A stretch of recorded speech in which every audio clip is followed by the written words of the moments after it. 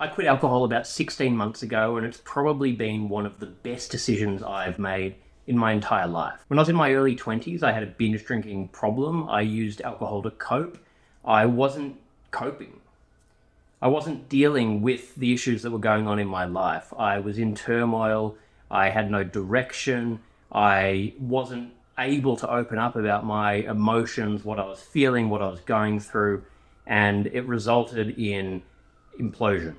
And the only way that I could let out that emotion or feel some sort of release from this vortex that I was in was to binge drink and to just obliterate myself. And I got in a lot of trouble. I was very, very lucky to make it through. If I really reflect on it, I feel like I was lucky that I survived the whole thing. I was getting in so many dangerous incidents, but I was very fortunate that I came out of it. And a lot of us don't. As men, a lot of us fall into that trap.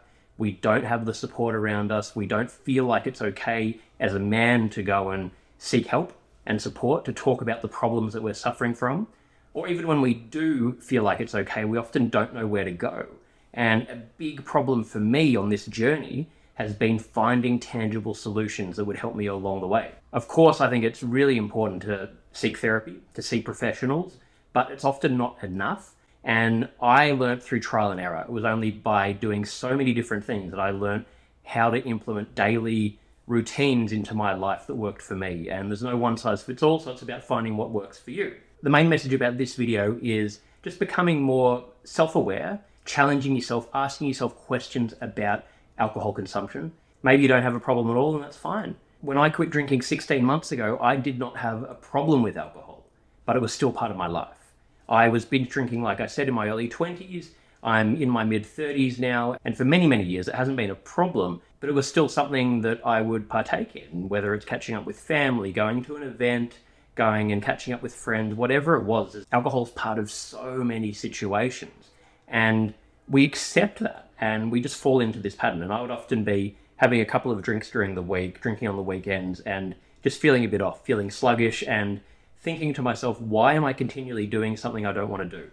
So it wasn't until I took the plunge and actually quit that I really not only saw benefits from quitting alcohol, but on a personal development level, I just grew. And that was because I had to challenge a lot of thinking patterns. When I would go out with friends and feel uncomfortable because I wasn't drinking, I'd have to ask myself, well, do I actually want to be in this situation? And if I do, why do I need alcohol to cope?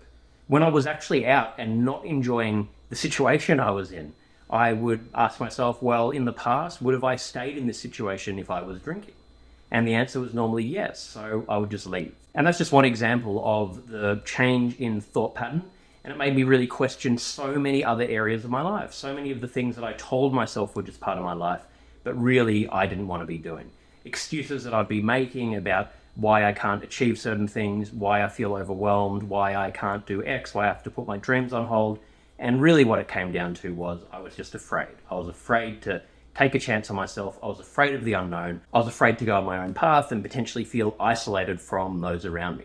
What I've learned through this is that when you confront your fears and when you take a chance on yourself, nothing bad normally happens. In fact, you grow a lot and you normally end up getting closer to the result, if not getting the result that you're looking for. So it's just made a huge change. Have a listen to my latest podcast episode. I spoke to Catherine Elliott, who is a coach and alcohol expert, and she coaches people on this very topic. And we really dive deep into the effects alcohol has on your brain and body. We talked about how you can just make that lifestyle change and just ask yourself, in general, what is that thing I'm looking to work on? I know as men, we can find this really difficult, and I'm here to try and help you guys to just have more tangible solutions on that journey. Thanks so much for listening.